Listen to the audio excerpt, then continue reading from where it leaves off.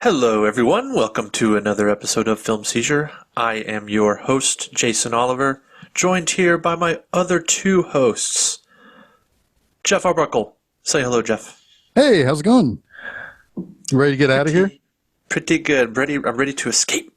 Yeah. Chuck, are you ready to escape? Escape. You're going to escape. We are in the middle, smack dab in the middle of APE-ril. Well, we're technically on the back end, but we're in the middle of the series. We're in the middle of the series, Jeff. Come on, your semantics, your simian semantics are a little much for this movie. I'm going to share lots of semantics maybe later. We'll see. But we are in the middle of the series, in the second half of APE-ril. Of Planet of the Apes. And this week's episode is 1971's Escape from the Planet of the Apes. Because you might wonder, how the fuck do you make a sequel after Beneath the Planet of the Apes? Well, I did wonder that aloud. The answer is always time travel. It's always time travel. Yeah. So that's what we're going to talk about today. We're going to talk about the good, the bad, the beastly of Escape from the Planet of the Apes. I'd never seen this movie. I didn't see this movie coming.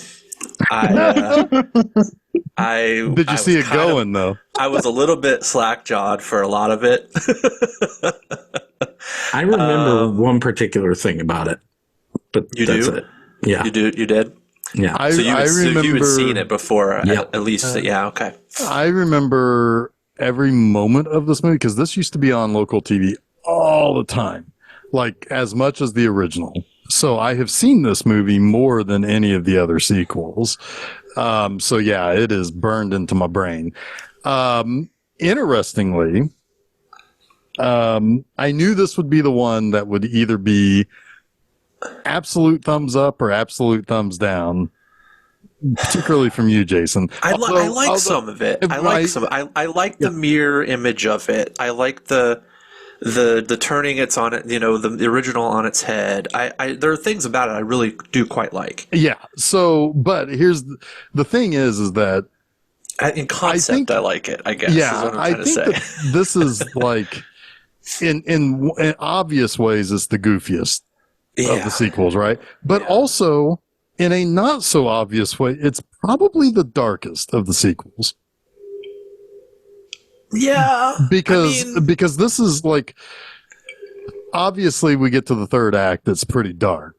But for the entirety of the movie, we are kind of looking at ourselves as opposed to being the outsider in the world of the apes. We're now with characters that we like, looking at ourselves being the villains. I kind of though, if you watched the original, you should be thinking about that in parallel anyway. You should. Right? You should. Yeah. Because that's kind of what the movie's about. It's taking this kind of fantastical premise, but it's imagining, what would we do if the roles were the same, right? Right. And this movie has to kind of go there literally. Right. And maybe it's because it was made in 1971, but some of it is way like this. It's like this uneven roller coaster throughout, right? Yeah. Yeah. I will also say though that this is, in terms of reviews, the by far best reviewed sequel. Interesting. Well, that doesn't give me much hope. I want to go back to one thing though, because I think the first two are way darker than this movie. This movie may be a little sadder because you have some kind of attachment to some of the characters, but when everybody fucking dies in the first two movies twice, like it happens in the first movie. That's like apocalyptically dark. Yeah. Yes. Yeah. It's way darker, but there's moments in this one that are right in front of your face. This is emotionally a more setting. Yes. Yeah, because you actually have to watch. I mean, like, Yes, the last movie, you can't the world connect explodes. really to the fact that the world explodes, right? It's like, but you but I can connect can emotionally to Zira, right? I can connect to somebody shooting a baby chimp. Yeah. Just out. Spoiler alert. Yeah. Well, Harambe forever. You were holding on to that, weren't No, you? I wasn't. That just came Yes. spontaneously. Yes. Your brain is a magnificent machine, Chuck. It's something. it's something. Yeah. But yeah. So, but no. Don't fear Jason, because the next movie in the series is my favorite of the sequels. Interesting. Okay. All right.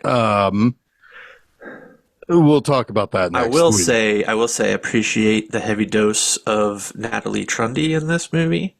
I find her to be quite fetching, as we discussed last week. Yeah. Yep. Yeah. Yep. I mean, this time she doesn't yank her face off. That was welcome. Yeah, and she didn't end up becoming a betrayer. I was worried about her the whole damn movie. I was like, she's going to be the weak link. No, she and the other dude, Dr. Dixon, they are the Cornelius and Zira. Right. So, right. Yeah. Right. I mean, but I was still worried. I was like, ooh, is she gonna like, she just always seemed like. Oh no, uncomfortable. She always just seems uncomfortable in this movie. If Eric Braeden shows up, he is always the bad guy. So don't worry about that, because he shows up and he immediately assumes the bad guy role. So yeah, he's pretty good in this too. Yeah, Eric Braeden's fantastic. I like him in Colossus, the Forbin Project. Have you seen that? No, but I have seen him in an episode. Dr. Charles Forbin. It's an awesome movie. I've seen him in a pretty good episode of The Night Stalker. So, ooh, all right. Yeah. So, but anyway, I do have more to say about him that I have talked about on Monster Mondays. He has an interesting backstory in terms of his life. There's two things that you're going to like about the next two movies, Jay, specifically. More Montalban. All right. And Paul Williams is in both of them. I know. I am looking forward to that. Yeah. In fact, I thought he was supposed to be in this one, and I was disappointed that he wasn't. Sorry, I'm getting ahead of myself. No, you're fine. There are some things I like about this. I like Kim Hunter and Roddy McDowall in this a lot. I think their performance. Oh, again, Kim Hunter is just killing it all over the place. She's chewing it up, and I really like Jerry Goldsmith's score to this. It's quite swinging. It's quite fun. It's very modern. But also like appropriately moody when it needs to be. Very good score. I just, you know what? I'm not a huge fan of like fish out of water comedies generally, and that's kind of what this is when it's in the first middle act, I guess. Is Star Trek 4 did it way better. Right. Yeah, that's the standard bearer. Yeah, that's yeah. So the middle act of this, it did. The middle act of this is a fish out of water comedy, and it's just kind of like. This movie is so much of its time. It's so montage too. It's like so much montage. But I mean, it is. This is. How do I want to put this? This is early 70s liberals smelling their own farts. Hard. That whole scene at the women's club is so like. Which is kind of like we have progressed so far away from that as a people that it feels so quaint, cliche. It was cliche, and quaint. Yeah. It's exactly what it felt like.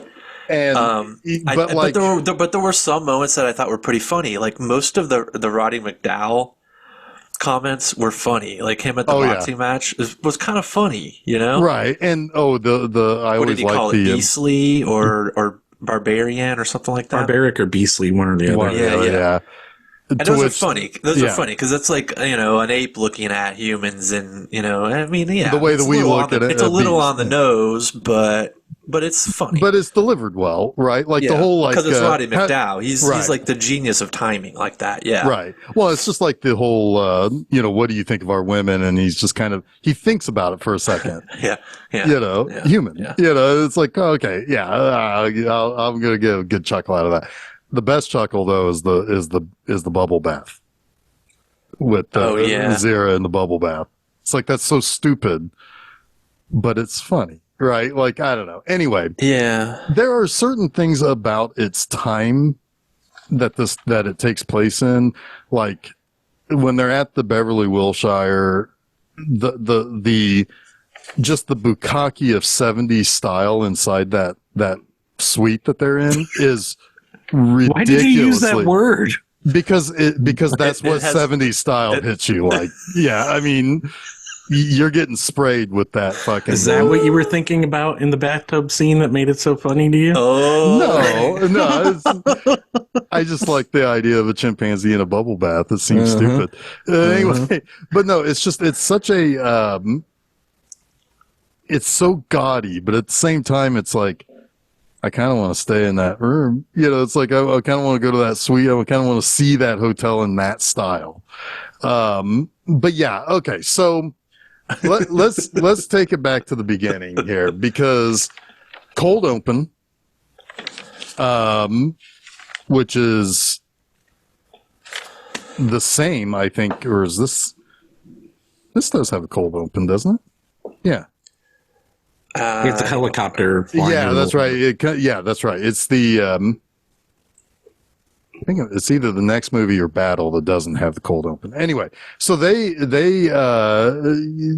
we see the shoreline that looks like it is the shoreline where they filmed the Statue of Liberty. And it's like, we know this. This is the Forbidden Zone. Okay, yeah. Oh, here comes a helicopter. Oh, that's new. And we see that the little arrow-headed spaceship has crashed into the ocean. And they're pulling it out, and we get to see 3 astronauts come out. And the fact that they call them apronauts later is fucking hilarious. God. That's like one of many eye rolls. I mean, we called this month April. I know. Yeah, we've been here. It's one of many eye rolls for us. Well, we're not a major motion picture in 1971. Well, I think, we'll get back around to that. But anyway, so the 3 astronauts come out. Motherfucking Emmett Walsh is here. Yeah. That was I had no idea that he was the aide to the colonel or whatever in this movie. I barely recognized him. It was crazy. Yeah. Yeah. So he, it's like, okay, open it up, get these people out. They pull 3 astronauts out, and they take off their helmets, and they're Zira, Cornelius, and Dr. Milo. Dr. Milo, by the way, Sal Mineo. So Dr. Milo wasn't in a previous movie, right? No. Yeah. Okay. No, he was. They needed a 3rd chimpanzee, and there were no known chimpanzees in the previous movies. Really, they needed a chimp to die in captivity, and to also explain the science. Right, he was the smart one that knew how to make that ship work. Don't worry about how hand wave that shit away. Don't worry about it. Well, Dr. Milo was right. Keep your fucking mouth shut, Zira. Yeah. Oh yeah, Zira actually is technically the villain. She gets all of the trouble started in every possible way. She speaks when suggested that it's not a good idea. She accidentally slips that she examined humans. Basically, she likes her grape juice plus way too much. That is like one of the most nefarious moments, though. When he's like feeding alcohol to a pregnant person, woman, ape, whatever. Yeah. Like, no, he knows. He even makes the comment then about smoking. Because he's not going to smoke, right? Yeah. Well, I don't know. The 70s, I've got a feeling there's a lot of boozed up parents. Well, I had that thought too. I had that thought too until the smoking bit, right? And I was like, oh man, no, he's just, especially when what did he call it? An excellent restorative, especially in cases of pregnancy. I was like, oh, okay. What the fuck, dude? Yeah. Yeah. So anyway, like you're villain on top of villain right now. Yeah. But you're villain plus Villain plus. Villain plus, yeah. So yeah, basically they get transported to the zoo because what are you going to do with apes that fall out of the sky? You just take them to the zoo, I guess. And this is where we meet Doctors Dixon and Branton, Bradford Dillman and Natalie Trundy, who, wow, it's like these apes seem, like they brought along like a case of clothing, a suitcase. Yeah, basically, yeah. It's like they didn't just happen upon this ship that landed in the on Earth. They prepared for it. They constantly tried different intelligence tests. The one that I always remember is the different shapes. They always open up the little door and Zira just like cranks through it like super fast, and they're like, wow, they're pretty intelligent. That's never mind the fact that they are people sized, right? And they're walking on 2 feet and upright, upright. And I mean, that's the thing. Like the government response to this, I'm already kind of like, it's not passing the whiff test of a script, right? Well, there is one character though that is brilliantly kind of written for the 2 lines he has, and that's that fucking, for some reason, a priest in the in that Senate meeting. Oh, that's later. Well, yeah, but like that is, we needed more of that guy earlier. Witted? Being like, this is an abomination. Yeah. Like that was one of my. I actually laughed out loud at the priest during the hearing when he heard that they were married and he stood up, wedded, and it's like incredulous is so good.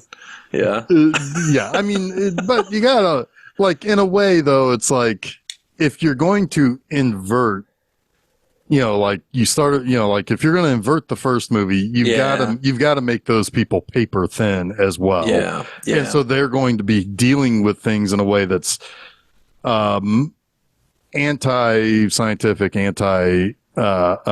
common sense, I guess, because that's exactly how the apes handled Taylor's appearance. Sure. But Taylor couldn't talk for a while. True. And then he finally could. And so they try to mirror that by them being silent and But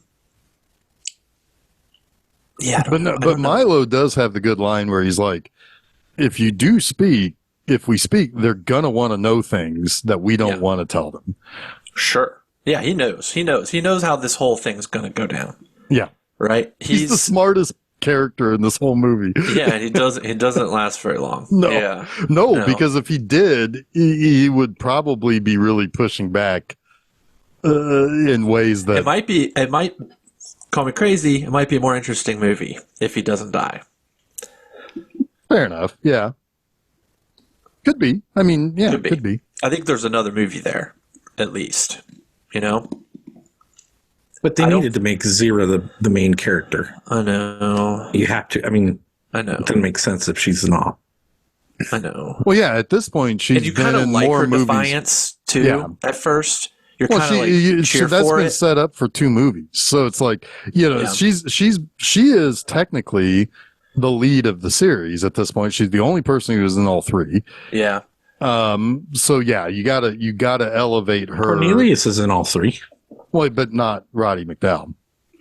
So that's like, we're talking about a character, not an actor. Well, fair enough. But but she had more to do in the first and second movie. Yeah, than Cornelius did. Cornelius was barely in it as a character in the second movie.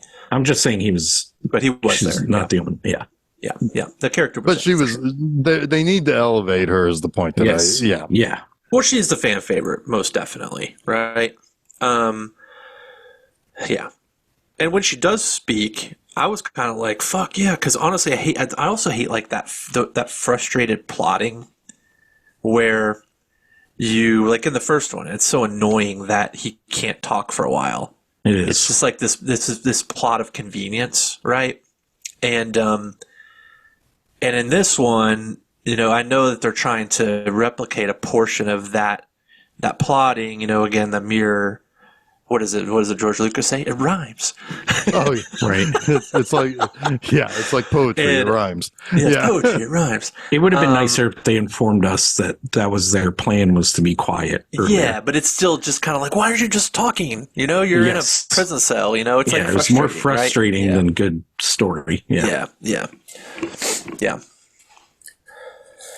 And they use that word uppity in this. Yeah, yes, they do. Directed towards a female. She's the uppity. The female is a bit uppity. The one guy says.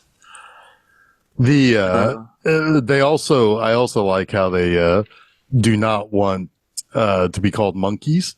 That's like a slur. You know, it's like there's Roddy McDowell, like Cornelius goes ape shit when they call him a monkey. Yeah, he did not like that at all.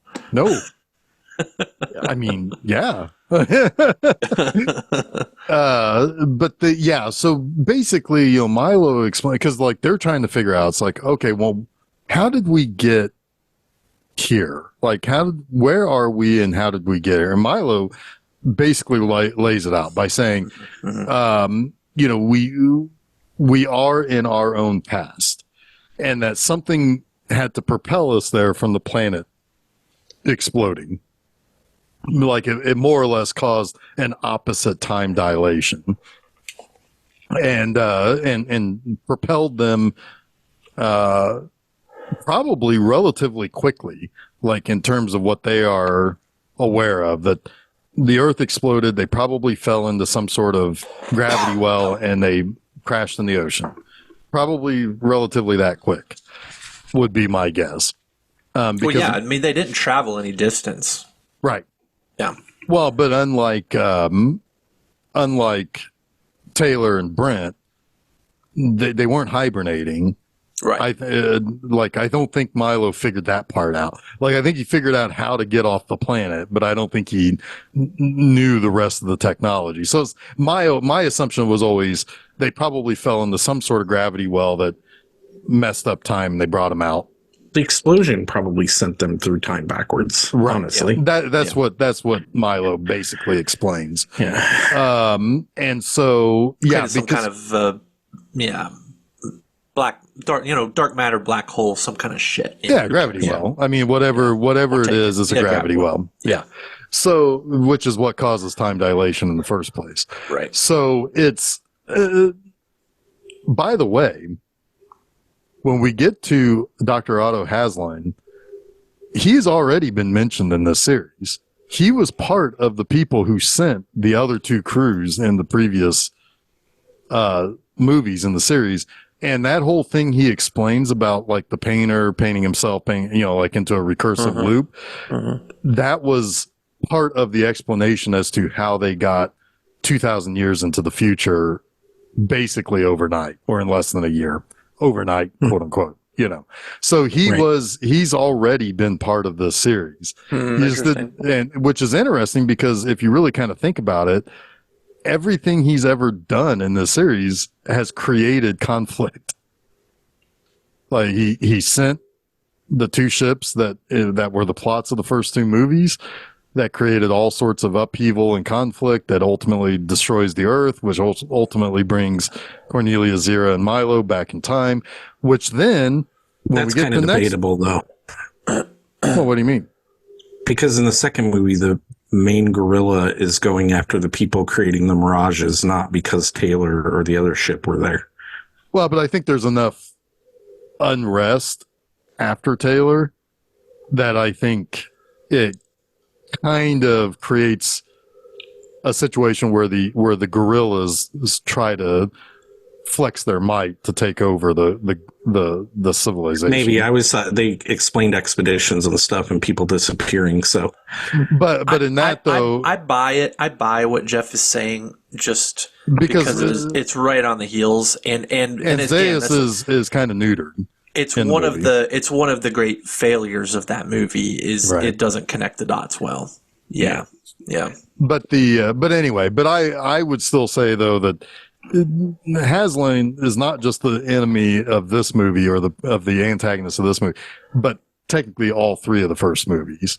He is all right. He has parts of it's interesting that we finally get to see a guy who's been kind of vaguely mentioned in the previous movies, and it is a smart way of connecting those dots. Because next week when we get into the fourth and fifth movies, there's a lot of continuity issue that I think is caused by but I don't think it's necessarily negative. I think what happens, I think this movie was not supposed to happen, which causes things to accelerate. I purposefully have not looked into anything about the next two movies. Well, we'll talk about that. I want to get there and wait, and I don't want it to inform this discussion. Yeah, no, don't. That's all I'm going to say there, because I think that there's plenty to talk about with that, because I think each movie kind of leads to the next one in ways that I don't think was initially the natural way of things. I mean, I think that there's a really interesting moral, ethical quandary at the center of this film. You know, they talk about it with like the whole, you know, the metaphysical, I guess it's not even metaphysical, but the philosophical argument of what do you do with Hitler, the ethical argument, what do you do with Hitler? If you have the chance to kill him as a baby, would you? That's probably the best scene in the movie for me, is between the president, Dr. Otto, and the president. Yeah. That's because a very thoughtful president. Like, holy shit, could you imagine like Donald Trump trying to talk on that level to anyone? Like, holy crap. I mean, I would be sitting there trying to figure out, like, is Donald Trump an APE-ril? Yeah, right. But honestly, my president, that's a pretty good president. He does not want to, like, I don't get the impression at all that he ever wanted to cause harm to the apes. It's the Senate committee that Hasline influences. Right. And he's going to take their recommendation. He could have a change of heart. We never know. Right? But there is one thing that's unfortunate that accelerates everything too. Yeah. Yes, for sure. But and that's part of the really interesting ethical dilemma at the heart of this movie. It really is fascinating to think about the fact that you might be able to prevent your destruction 2,000 years in the future by dealing with it now in the present. Right. Because of the events 2,000 years from now. Like, that is really cool. Well, and the time paradox of this movie is really fascinating to think about. Well, because even Hasline retorts in a thoughtful way, which is, pollution. At first I really like global warming. It's like, we're always saying we'll deal with that later. Mm-hmm. Mm-hmm. You know, and it's like, yeah, you're right. However, this is a different scenario. Like, different things are different, you know, and it's like, there are some things we need to be thinking about now. Maybe other things we don't need to be thinking about now. Ultimately, which is putting something to death. The decision they made was the fatalistic one, right? Oh yeah. I'm sure it is, because I can infer. Well, there's still two more fucking movies. And I can infer enough how the next two movies are going to go. To me, what it's almost like is that we've kind of looped around to the Dawn of the Planet of the Apes movie from like 10 years ago, right? Well, in a way, next week, definitely. Dawn of the Planet of the Apes is definitely a jumping off point from this movie, for sure. Yeah. Well, yeah, Dawn and Rise, right, Dawn and Rise. Rise is the second one? Oh my God. Yes. Oh, maybe. No, Rise is Dawn first, is the first one. Rise is first. Rise, then Dawn. But Rise is like Rise, War, spiritual Dawn. Prequel, sequel. No, War, I think, might be the last one. Anyway, the next one, the first one in the reboot, is a sequel to this. Yeah, in a way. That's in a way, certainly what it feels like. Because there are certainly things in that one, Dawn. No, Rise. Whatever. The first. The one. Yeah, there are things that happen in Rise where it's like, that is directly a different take off of Conquest. Yeah. I'm going to travel into the future and say we'll talk about that at some point. We will definitely be talking about that. But anyway, you're right though. It's like, this movie ends in a way to where, like, the future is now, basically. Yeah. You put yourselves on the path of destruction. Yes. Right. That's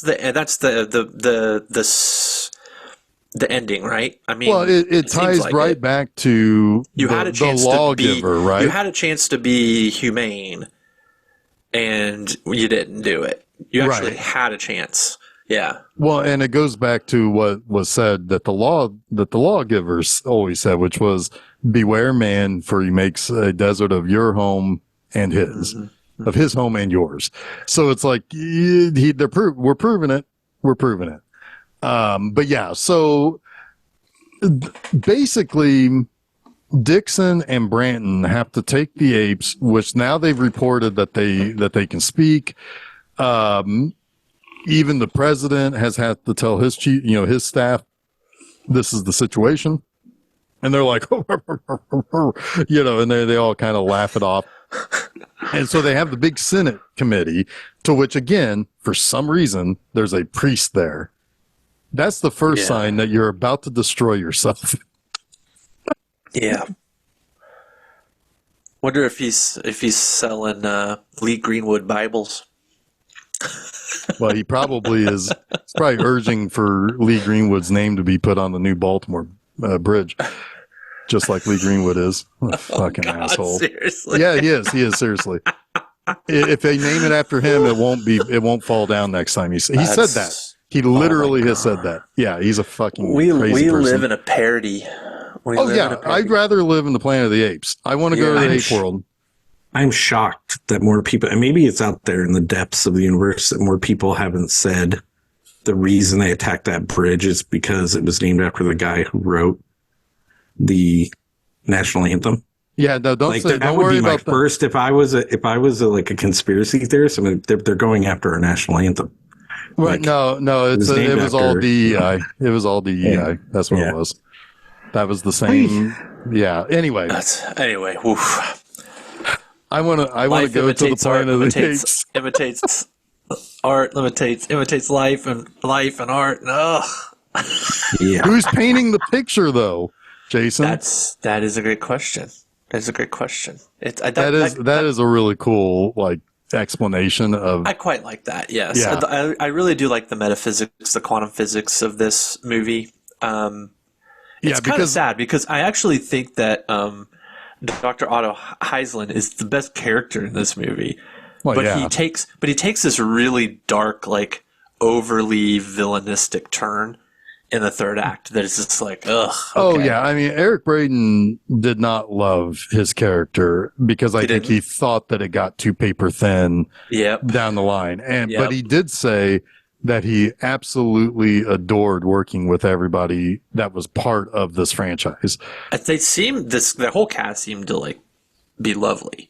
Yeah. Honestly, who wouldn't want to hang out with Kim Hunter and Roddy McDowall on this movie? I think I'd be just a blast. Yeah. Yeah.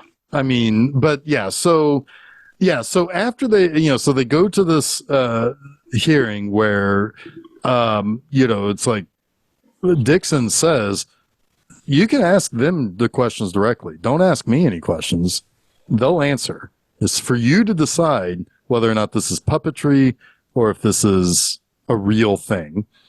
And that's where, another kind of eye rolling, but also chuckle line where you got they ask Cornelius, it's like, do you also speak? Yeah, only when she lets me. It's kind of shows that, it's like they are every bit as human as the humans that they're talking to. They just look different. At the end of the day, they're just a different. I mean, they're hardly even different species because they think about things the exact same way as humans. But yeah, this is where they talk about they came from, basically, where they came from, they don't really know. They try to hide that, but Zira does decide to tell Dixon and Branton that they did come from the future. They did know, Taylor. Yeah. Taylor cannot be alive because nobody who was on planet Earth survive. Y'all dead, yo.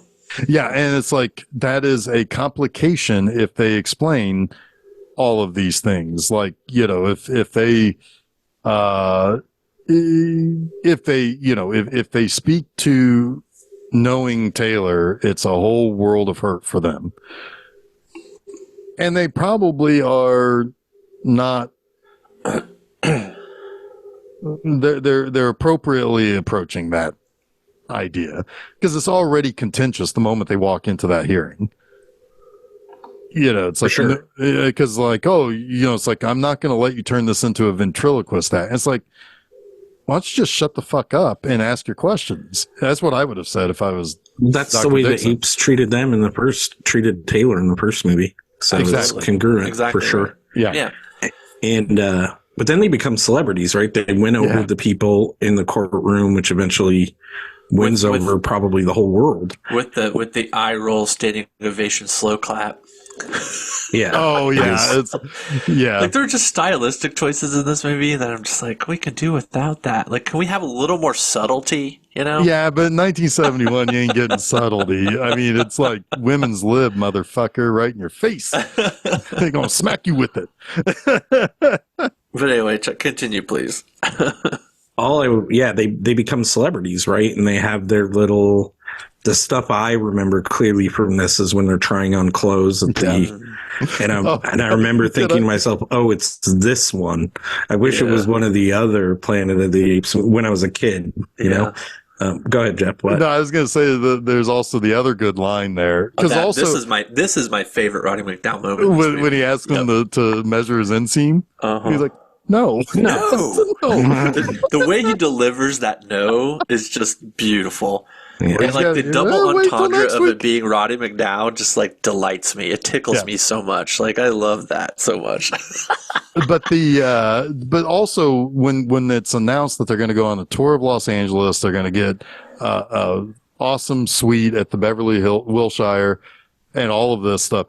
That's the same interview with Dr. Hasline, who is still not really revealing his full villain power yet. Because that's when he's saying, you know, hey, these are intelligent creatures. They're able to answer questions. They're able to think like we do. And here's where I think they came from, if they came from our future, which was, you know, when he explains the painting of a landscape, but that it was never accurate because the painter isn't there. And then once you continue to loop that creates whatever it's called, time, not time dilation, but time, the Hasline time curve is what it's ended up called. But that's what sent Taylor, Dodge, Landon, and Stewart and Maddox and Brent in the first two movies to the future, is the same thing happening in reverse, bringing them to the present. And he spells that out basically. It's like relativity and multiverse. Right? Yeah, is because sort of what we're really boiling it down to, because he's not even sure that the actions that they take to eventually that they decide on to sterilize Zira and Cornelius and kill the baby, he's not even sure that's going to save all future, but he thinks it will save their future. Like he starts talking about a multiverse, right? Yeah, because he does talk about, but that's what he's talking about, right? He's talking about like he talks about a fork in the road, right? Yeah, where it's like at some point the idea is that you come to a fork in the road, in which the idea is if you take the right fork, you can change your future. Yeah. And there's the fork that always goes towards destiny, and there's the fork that allows you to basically give you almost godlike powers to change your own future. I love movies, and this is one of them. Ultimately, I don't love this movie, but I'm kind of coming around to it the more I talk about it. I love movies that take a more fatalistic approach to time paradox and not the quantum multiverse approach, right? Because it's more immediately interesting. I think the ethical questions are more interesting. The multiverse is just like I mean, when does it stop? It's like a Russian doll situation. Right. But it's almost like a painter painting a painting of a painting of a painting. Right? Yeah, but I love the contained loop in movies. I think it's just interesting. Well, you like things that are a little bit more nihilistic too at times. It's true. It's true. Where, you know, and maybe that's not even the correct word, but like the fact that there is no changing what's going to happen. Yeah. There is one thing that does change, but it's still the same future. The brutal fatalism of the outcome of mankind, right? Yeah. I'd like to dream that there's hope, but hope is just a delayer. Well, that's when you go and watch Star Trek. Go watch Star Trek for that hope. You know. Right. This is true. I mean, at least particularly the Next Generation. Until recently, yes. Right. I mean, like original series and Next Generation get your hope. You know. Mm-hmm, mm-hmm. What we need is a giant squid. That's what we need.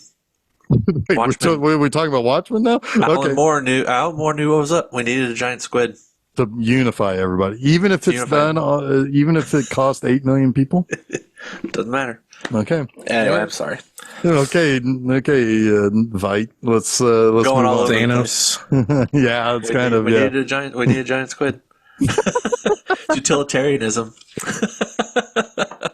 But I mean that's the argument here, right? Is utilitarianism. We kill 3 apes and we live on with our lives and not have to worry about our impending death 2,000 years from now. But what they don't think about is the moral implications of that decision and how that decision is in itself immoral.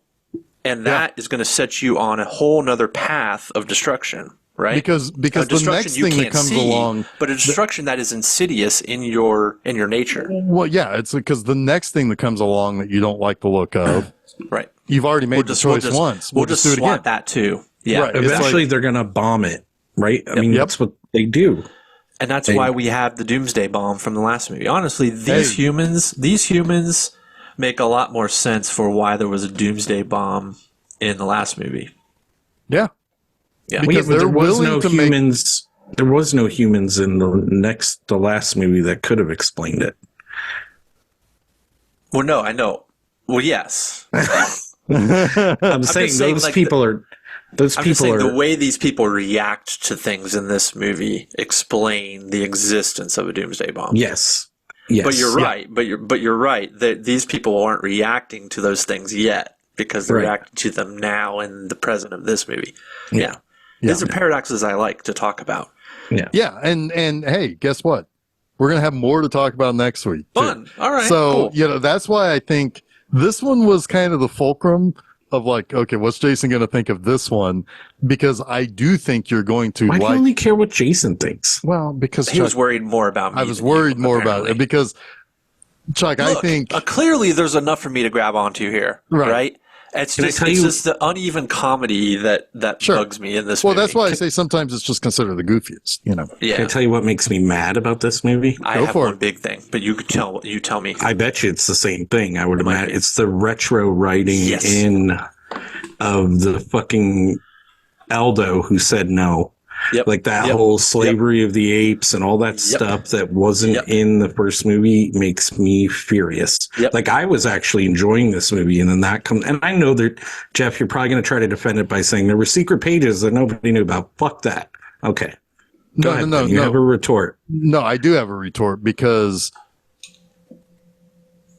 and we can talk about this too, but this movie changes history.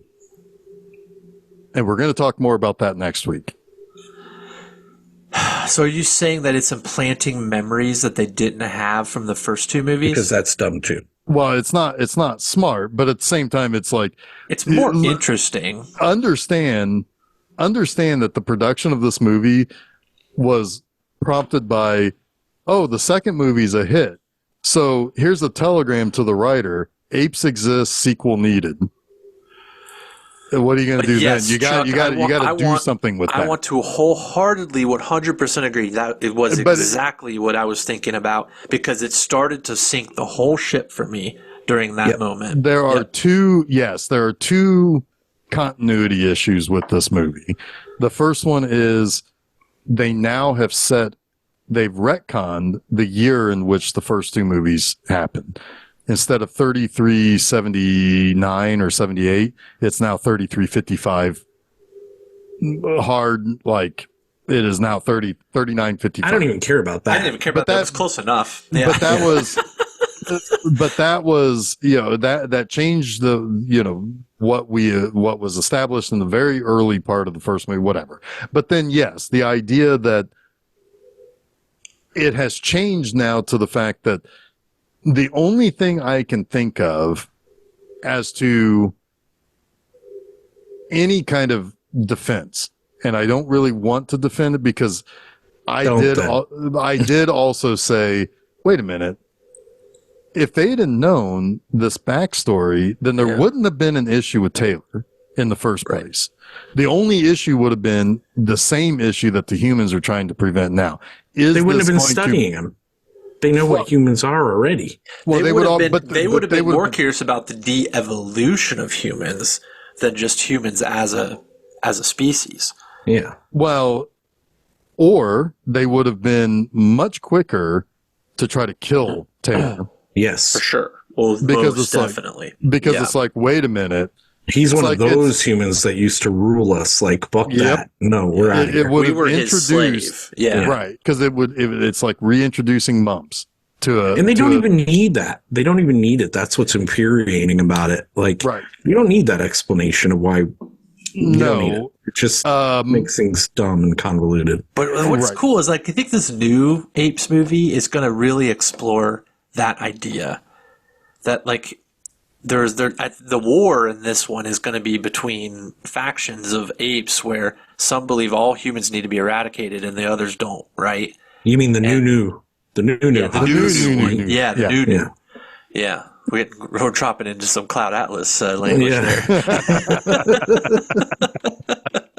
Anyway, though. But it's what is interesting about this movie, and this is where the first and second acts of this movie, and to a certain extent, part of the third act too, is much closer to the original novel than the first movie was, because there is a segment in that where Ulysses becomes a celebrity until, oh shit, he's impregnated Nova. We got to snuff that shit out immediately. Right. And that's the idea they explore here, because Milo theoretically could get a dumb ape pregnant down the line, and that would start the evolution of people. Yep. Yeah. It's the whatever you want to call them, the humanistic apes, I guess. I don't know what you call them. Well, the chicken and the egg has to be answered right now. They do it through, like, genetic, well, they do. There is one thing that is brought up in that backstory that plays again into a later movie of the series, but also the beginning of the new series, the whole the virus that kills off domesticated pets.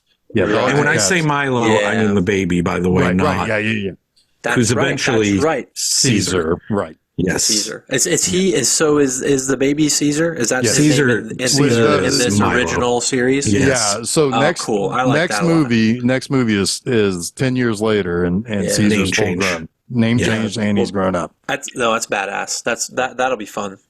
Well, and it's also Armando who wants to give him. Yeah, Jason doesn't want to know anything about it. Don't tell me anymore. Don't tell me. I know Ricardo Montalban is coming back. That's rad. I know we get some Paul Williams. Does he sing, like, on a guitar? Is he an orangutan that sings on a guitar? No.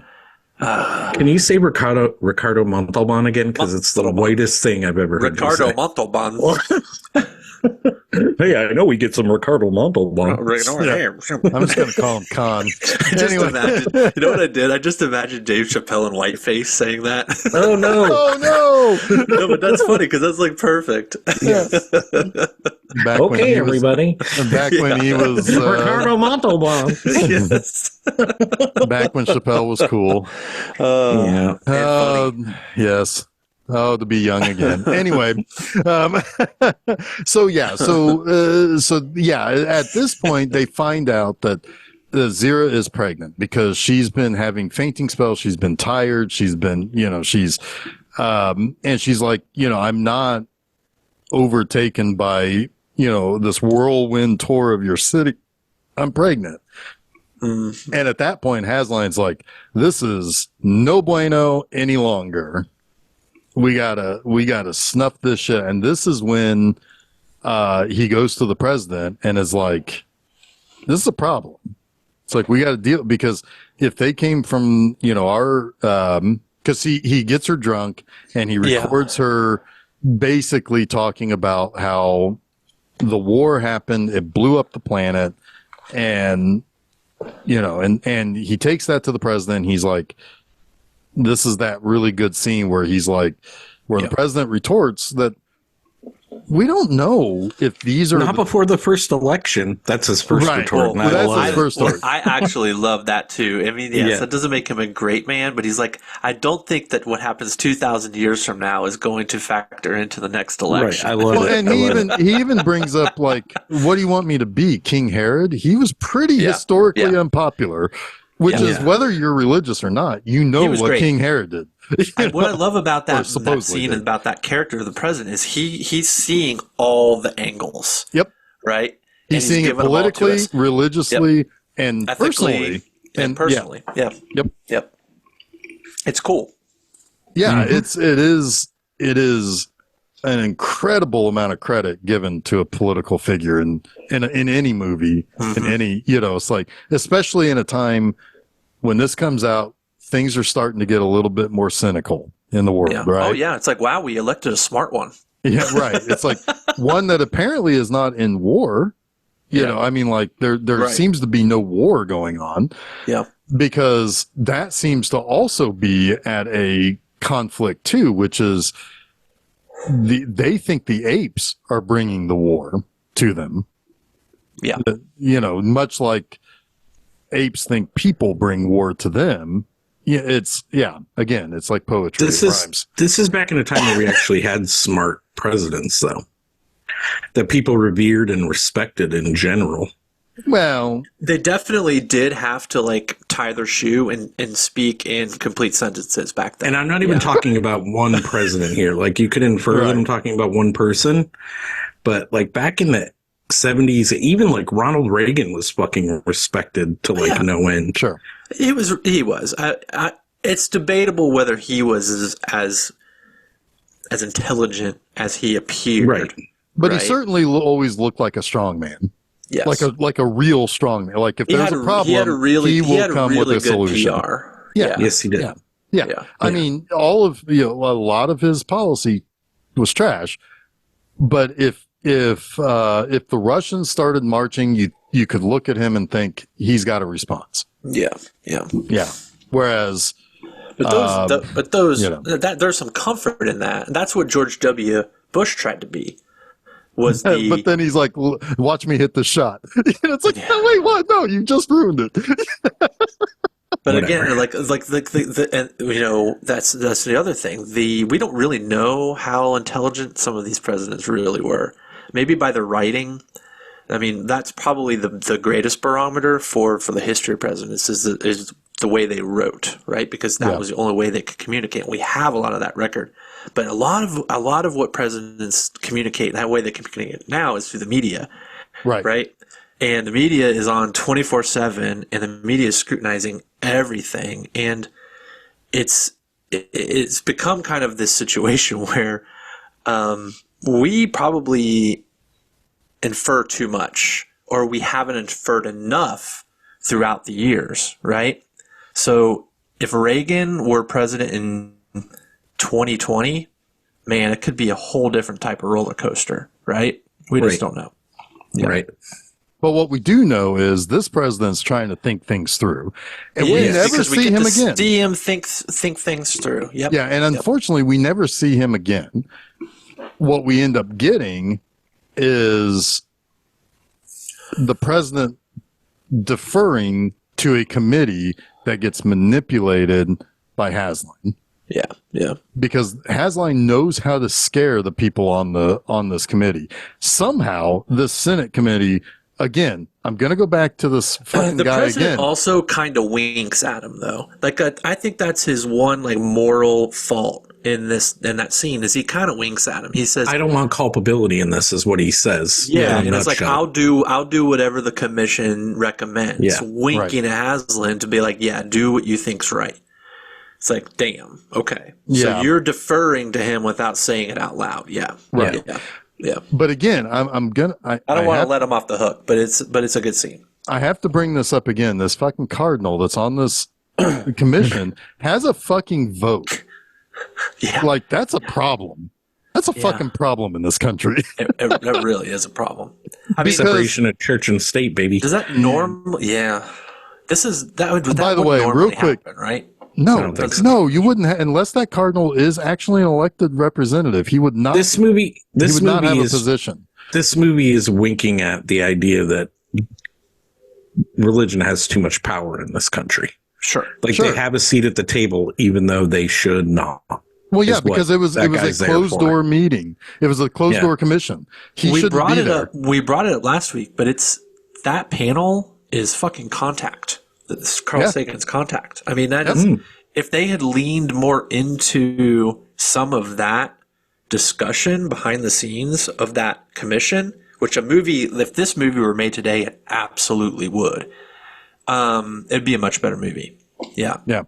But by the way, I had brought up, I had mentioned something about the separation between church and state in a meeting at work in which a Canadian person was in, a Canadian coworker was in, to which she responded, well, that didn't work out so well for you. I'm like, you're right. It's like, so the neighbors are like, what are you guys doing down there? You know, it's like, well, you're making us a little nervous up here. Oh, man. Yeah. Anyway. So basically, Hasline gets at least the approval to sequester Cornelius and Zira, and basically remove them from the public eye, which I think the idea is, well, right now we can't do anything while they're in the public because they're celebrities. The commission is kind of like, we don't see anything wrong with them. We're cool with the apes, but there's some inconsistencies in their testimony, so we want to have the FBI interrogate them, right? Right. To make sure that we're not missing anything, which is, let's get them out of the public eye, and then let's treat them like criminals. Yeah. Right. So they imprison them basically on an army base. They forcibly give truth serum to Zira to basically tell them everything basically telling them entirely the truth. And while none of it is actually a problem, it's all the right words to scare the authorities. Wait, what do you mean it's not a problem? What they did to the humans in 2,000 years from now is 1,000,000% a problem. It's a problem 1,000,000. But it speaks to their nature. Yeah. Like the fact that they're making these decisions is not wrong necessarily. It's what they do with the decisions they make are wrong, but not that they're fearful because Zira's done some really fucking horrible things. But extremely horrible. But as the commission says, no different than what we do today. Agree. So, Agree. So it's just simply the fact that that the people can't see themselves in a position where they are the beast.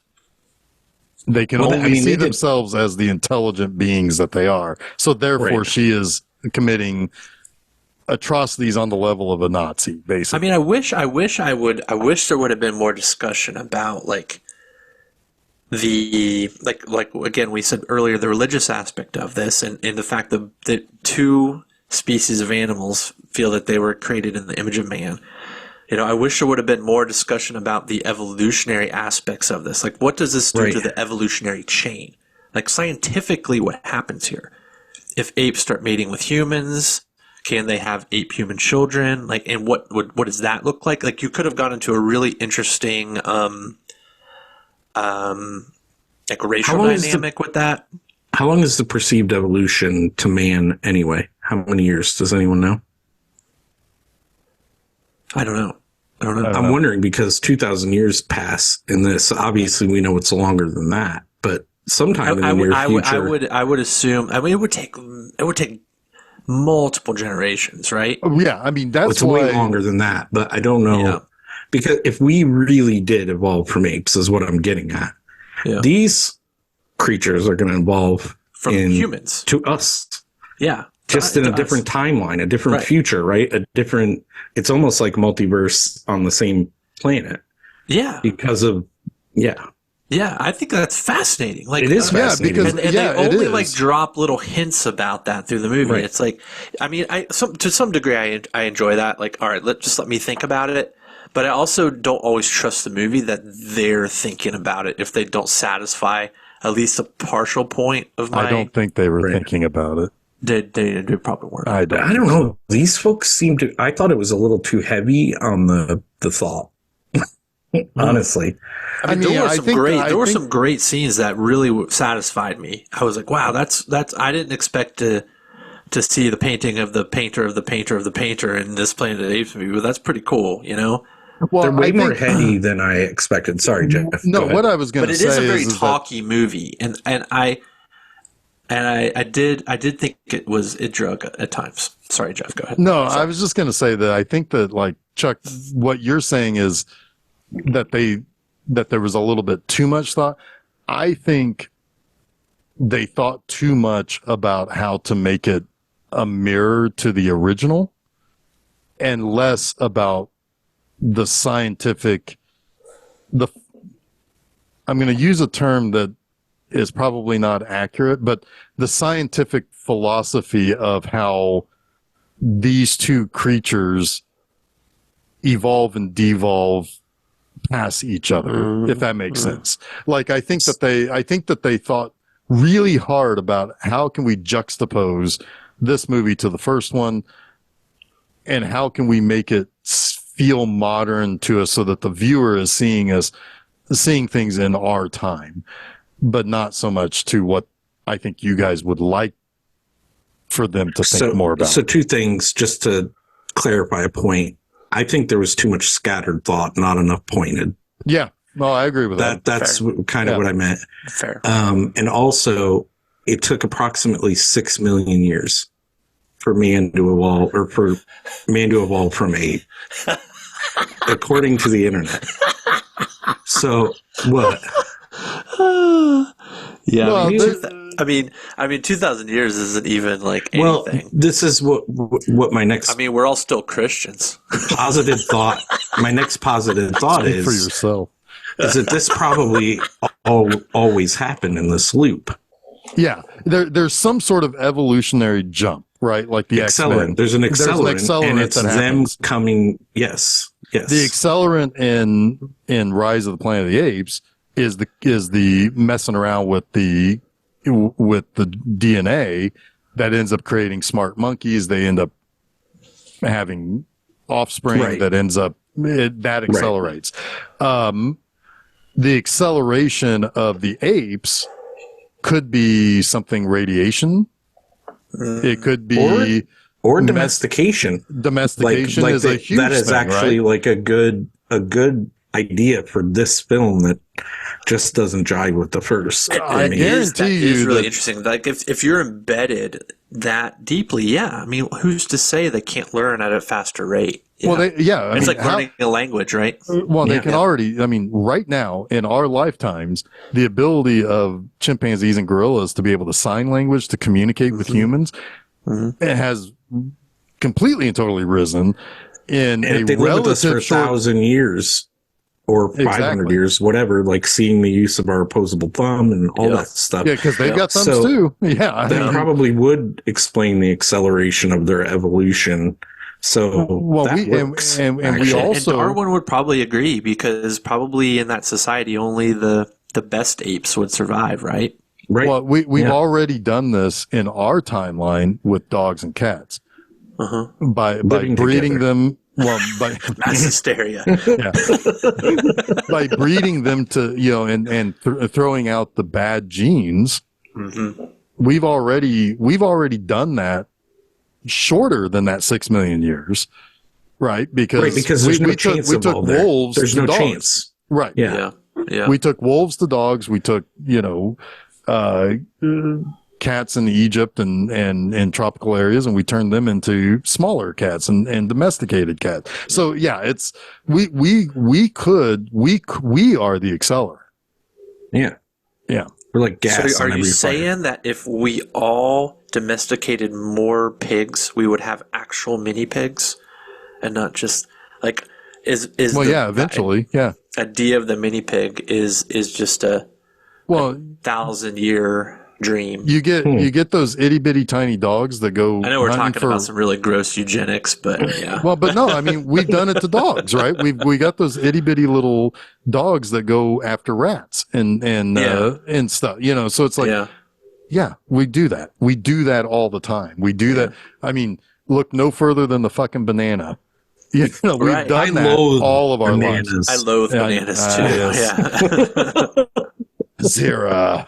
Anyway. Well, according to Kirk Cameron, the banana is proof of the existence of God. So, except that got shut down instantly. That's amazing. It's like, no, we genetically made those. We made blue bananas that taste like vanilla, bro.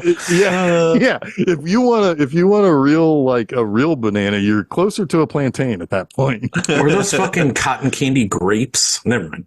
I know what you're talking about. We do this shit. So we are the cotton accelerant. Candy grape is the proof of the existence of God. Only a higher level intelligence can imbue that in any sort of intelligent being. Yeah. I thought it was the cotton candy blizzard that comes around every summer at DQ was the existence of God. But we all have our thing then. So Jason and I are just a bit more. Never mind. Go ahead. But no. At this point, once they get all of the truth from Zira, they deem that the apes are now it's not tenable for them to exist as they are. Yeah, right. They have to basically, you talk about your 9-month abortion, it's now, because they are going to abort the baby. And that's because another interesting ethical decision in this movie. No, exactly, because nobody sits there and says, because Dixon says she's pretty close to giving birth. They don't sit there and think that it's going to be a live birth and that somebody is going to have to snuff that baby. Right. Like, did they not think about that? I mean, because we all know why politicians of certain ilk. The cutest little baby chimp in the world. I know, right? Little George Burns, right there. Little baby George Burns. Just give him a cigar. Yeah. Well, Cornelius doesn't want that cigar. No, he doesn't. No, he doesn't like that. Like all the male vices he's just not into. He's so perfect. He's so soy in this. Anyway, there's a reason why politicians of certain ilk want people to think about 9-month abortions, because that means you're snuffing an actual live living thing. Yeah. And nobody questions that. It's just that, nope, survival. At this point, it's they think of it as nothing more than a clinical defense of human society of 1973, which ultimately would mean nothing. Well, they're killing Hitler in their eyes. Exactly. I mean, but they don't even realize. Yeah, it's just an animal. It's what if Hitler was a rabid dog? Is what the way they're looking at it. And they're like, if we had this opportunity, how will history judge us if we don't take it? Yeah. Well, fuck humanity and fuck humane. Because they're not thinking about the present day. They're thinking about their responsibility in this moment, right? Yeah, And there's a lot of hubris to that. There's a lot of power in that. Like, that is incredibly megalomania inducing, right? Right. But at the end of the day, the president's also right. It's like, I mean, 2,000 years? Maybe we should, we got a just long do time the to think moral about thing. Right. Yeah. We got a long time to think about other choices that will lead to this eventual end. Exactly. Yeah, because they can only see the problem that's right in front of their face. That's it. So knowing that they're going to take the baby and then sterilize Zira and Cornelius, they got to get out of there. Now, what's funny is, this is the other thing that I do think is actually kind of intelligent about this script, is that it's not Hasline who makes that, who tells them of their decision. No, they're going to make Dixon do it. Yeah. Their friend. Yeah. The only person they trust in this, him and Branton. So Dixon's like, they're making me have to tell them this. That's fucked up. Like, that's not just, that is also punishing Dixon and Branton for being their friends. He's also the psychiatrist. That's who you'd probably send to do the job, I guess. But, well, I mean, I guess, but I mean, if it's already going to be considered essentially a military thing or a decision that's made on a government level, you'd probably send in the person who convinced everybody to make that fucking decision. Yeah, right? And I mean, if he refuses, what are they going to say? Right? I mean, ultimately, you can't tell me that you don't know this isn't a very complicated moral decision, and if you don't want to be party to it, but then you're also not going to have access. Yeah. But so here's the unfortunate thing that escalates the entirety to the conclusion of the movie, which is this is actually a good thing. It's not even unfortunate. Well, but it's unfortunate in the sense that if they didn't try to escape, they would have lost everything. Well, no, but what I'm saying is the unfortunate thing isn't what he does, is how it's perceived, right? Because it's because this is where the orderly comes in and says, it calls Milo, the baby, a little monkey, to which then Cornelius flips the fuck out, throws him against the wall. And then we see, after Cornelius escapes out of his room with Zira, that, the orderly is dead. He got domed. It is unfortunate that he killed him, but the whole circumstance saved them. I mean, the circumstance saved them for about 24 hours. But it's unfortunate because what would have been a chance at least 2 survivors, there are now going to be 3 deaths.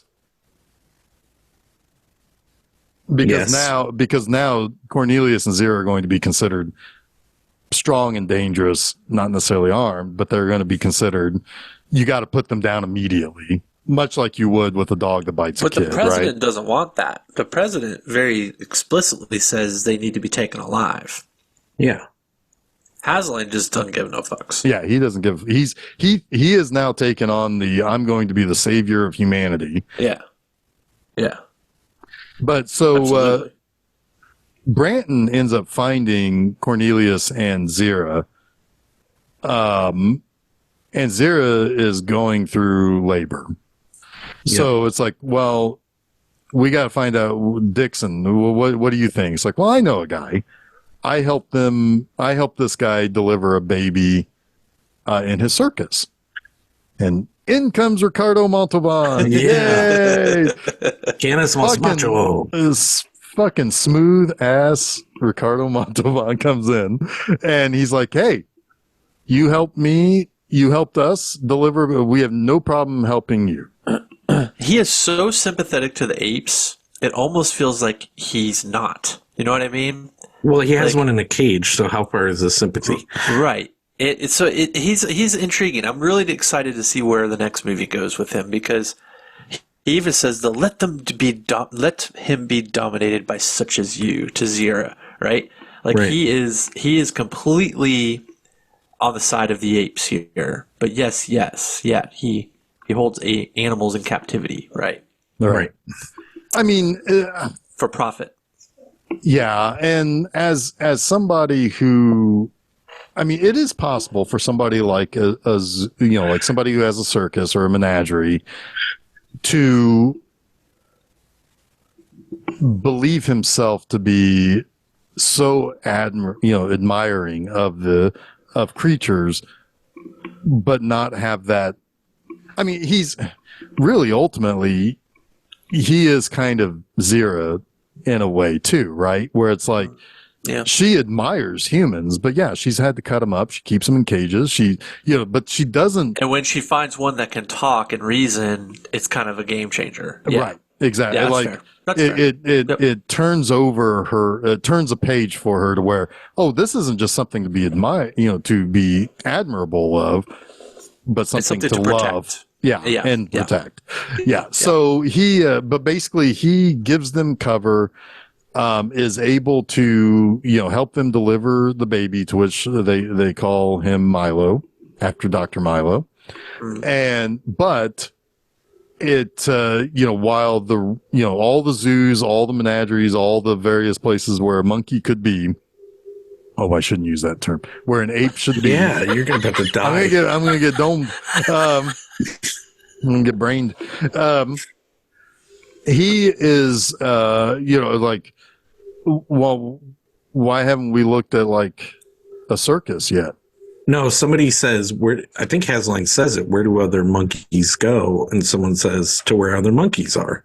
Yeah. And he's like, oh, let's do a search of menageries and zoos. And right. And so they get to the zoo, or they're headed towards the zoo. So they have to get out, basically. So,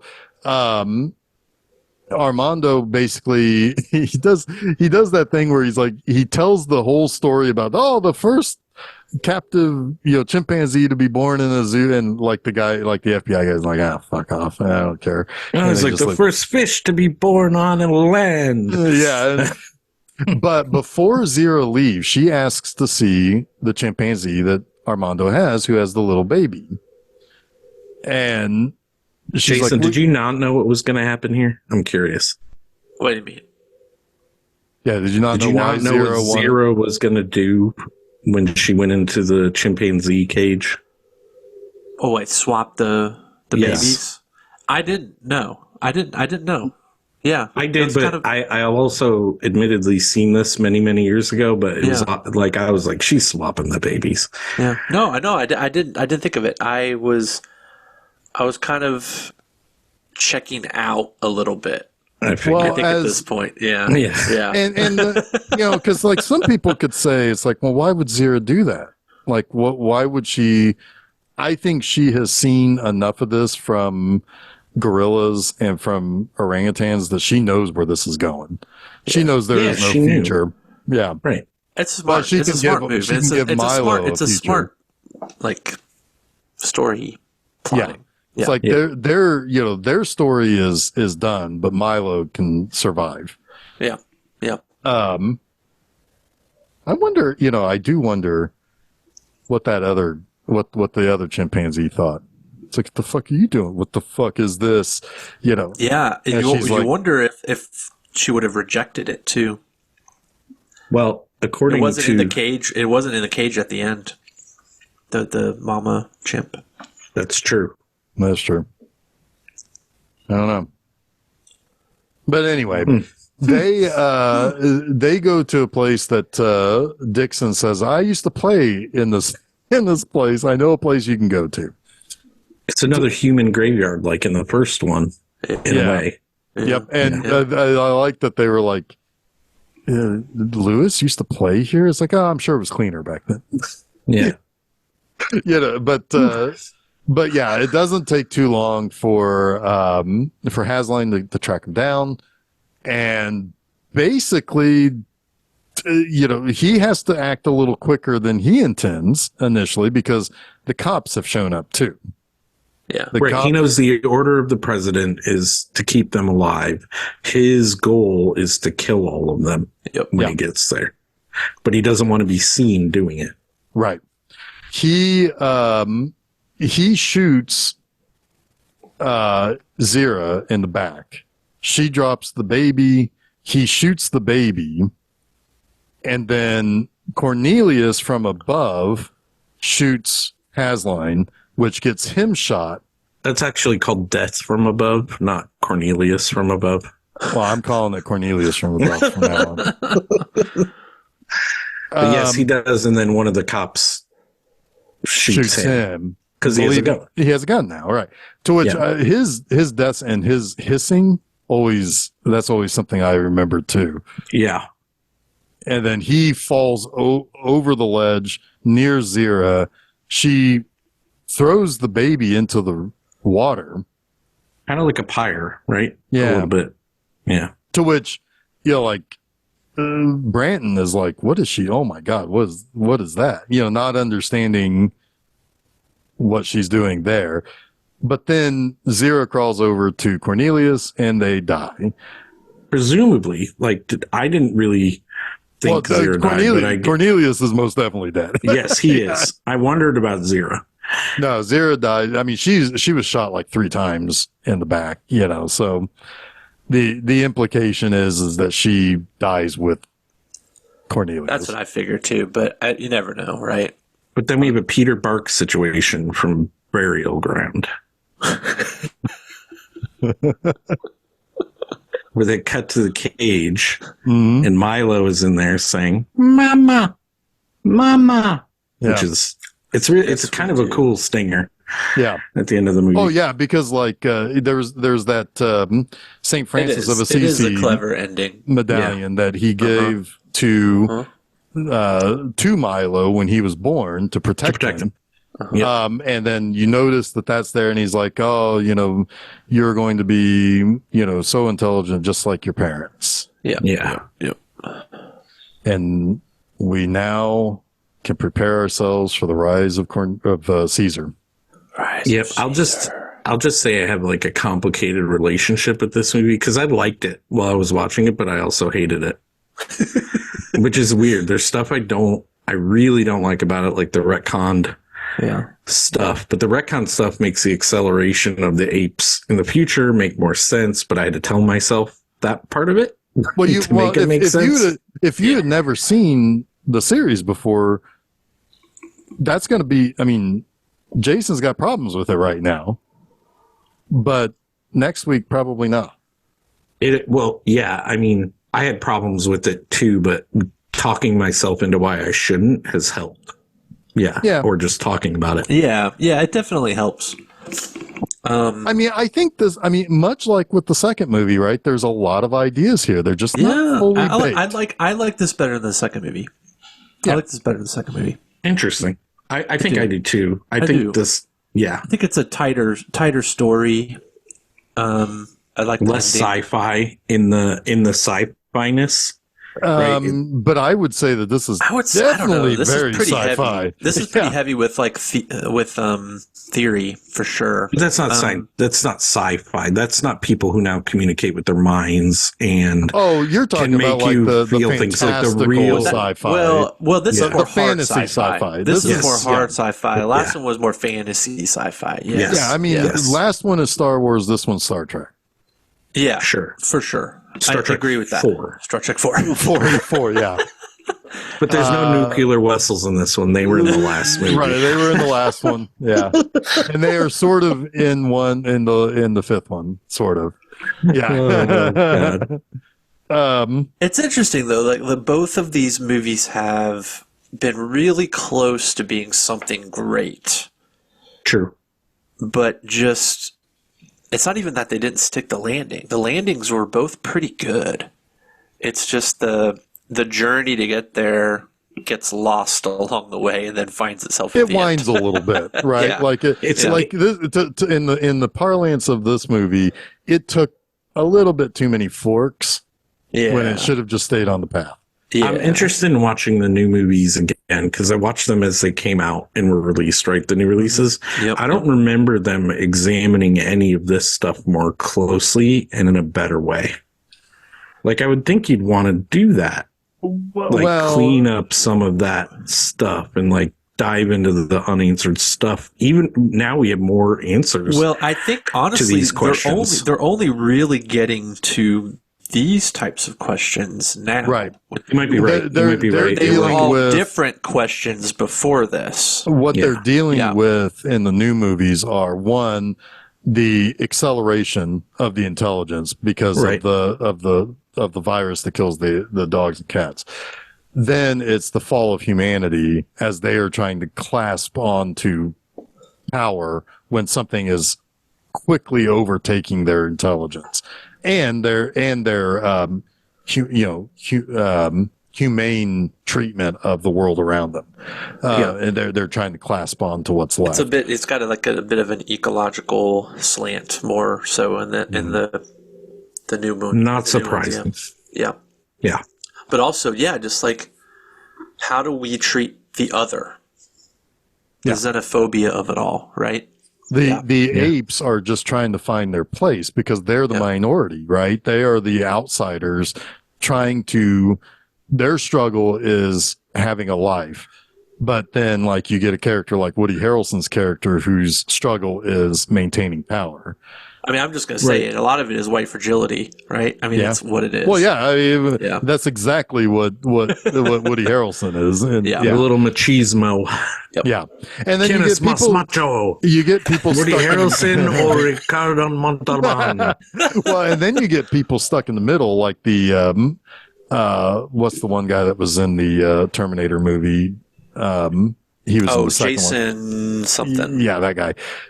Who are really trying to bridge to be like they're the ally, Jason right? Clarke. Jason Clarke, yeah. He's the ally of the apes and of Seizure, and so it's a different thing, but Kingdom of the Planet of the Apes are getting to these questions now that the originals. They are. And I'm glad because I wasn't sure they were going to keep making them, and then they were like, fuck yeah, we're going to keep making them. Yeah, we are. So next week we have I don't want to call it. Oh, sorry. One real quick thing I wanted to talk about Eric Braeden, who played Hasline. He was born in Germany during World War II. And basically, he was a survivor of the Wilhelm Gustloff sinking. It was it was evacuating civilians, military personnel, and technicians as part of Operation Hannibal. That was sunk when he was only like 3 years old or so. It was sunk by a Soviet submarine. 9,400 people died. It was the largest loss of life in a single ship sinking in history. That's crazy. Wow. But he eventually, in the late 50s, he immigrated to the United States and attended the University of Montana in Missoula. And then now he is currently active on the soap opera. Let's see here. Which one is he on? He's on. He totally looks like a soap opera face. Young and the Restless. I'm looking at his current. Yeah. He's been on that for 44 years as Victor. What the fuck? Seriously? Yep. Wow. Does he have an eye patch? He looks like he could. No, I don't think he does. At some point. In Are you 44 thinking years, I guarantee you he's had an eye patch. Because he looks familiar to me. And I guarantee you in 44 years he had an eye patch at one point. Yeah, he, I think, he was only supposed to last he was in between Titanic. 8 and 12 weeks on there, but he's been on the show ever since he was on. That's amazing. Because he's the villain. Him. He's the villain of the show. He's a good villain. Oh, he's definitely had an eye patch. He definitely had an eye patch then, yeah. Yeah, at some point I'm sure he did. But yeah, he was in Piranha. Yeah, he was created to be as despicable, contemptible, unfaithful wife abuser. Yeah. Those always last. Those are soap opera characters, 1980 till today. That's incredible. Yep. Victor New. I mean, I think he is the number one cast, even though he's not on every day like he used to be. I think he's still the guy. It's still kind of crazy that it's he hasn't been killed the Susan off. Lucci, right? Is that going to be a big deal when they kill him off the show? It's going to be a huge deal, right? Oh, I'm sure it would be. Yeah, I'd have to ask my mom. She watches. Young and the Restless will kill off Victor Newman. Finally, the villain dies. Maybe they'll clone him. Ooh, they probably do that. In 2009, they were having. I want soap operas getting deep into some weird sci-fi shit. They do all the time. They do actually. They have been for 50 years. Awesome, they've been doing that weird shit. Yeah, clones and all sorts of shit. Clones for real? I'm sure they're happening. Yeah. In 2009, Braden experienced multiple contract negotiation issues, leading to former executive producer and head writer writing both him and Nikki Melody Thomas Scott, who was the other really big character on there, out of the series. Wait, when was that? 2009. But they were brought back. But they came back. They always come back. They came back in January of 2010. So November 2nd, 2009, he was supposed to be gone. But he made his return in January. Oh, the fans revolted, I'm sure. I'm sure, yeah. Give us our Victor Newman. That's amazing. Yeah. So, but yeah, anyway, he was in the Kolchak episode, The Werewolf, where he plays the werewolf. That is an awesome episode because the werewolf is not out in the city. It's on a cruise ship.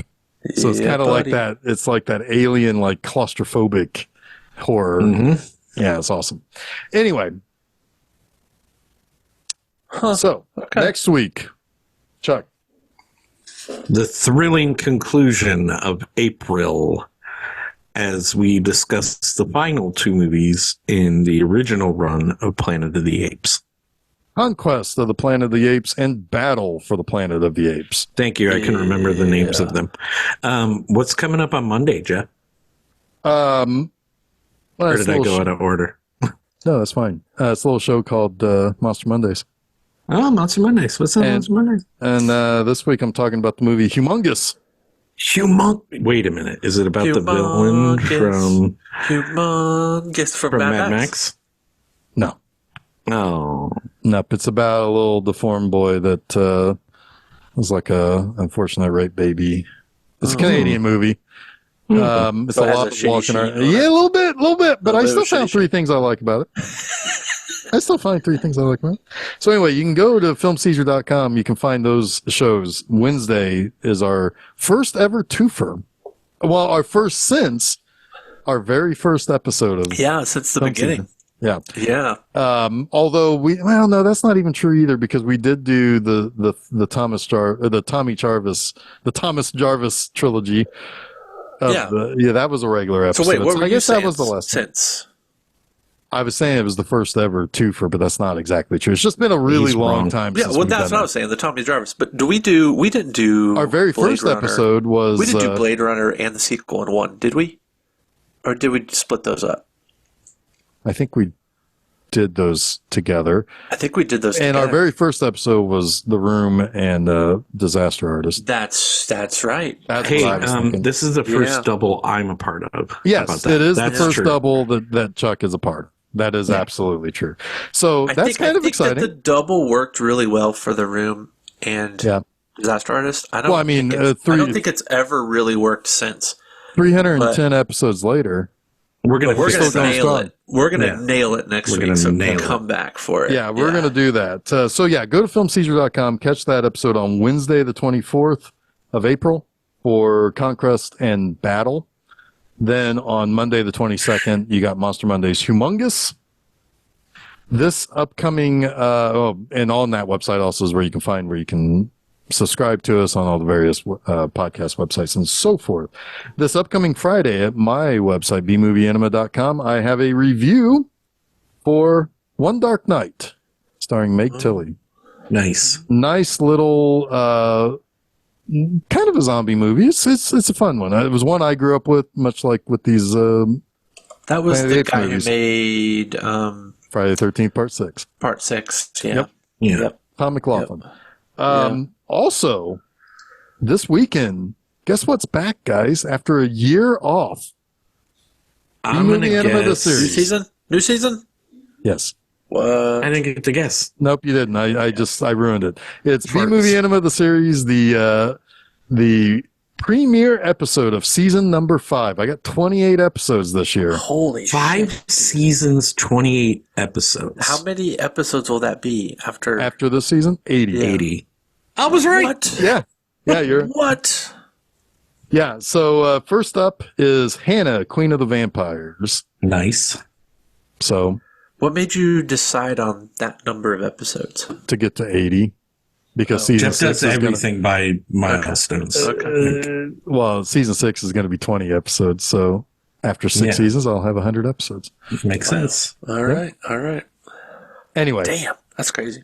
Yeah. So, so check that out if you would. That is going to be on YouTube. It's going to be on, it's going to be on Vimeo. It's going to be on bmovieenema.com. You can also download now the B-Movie Enema, the channel on Roku, which also includes all of our episodes of Film Seizure and Monster Mondays. So all the episodes of B-Movie Enema, the series, all the Film Seizures, all the Monster Mondays. Listen to us on your TV. You can do it now. You can do it. You can do it. Yeah. So anyway, it's time to escape. Let's hop into our little spaceship and fly back to 1973. And until then, I'm Jeff Arbuckle. I am Mas Macho. I'm Jason Oliver, and you have been listening to Film Seizure.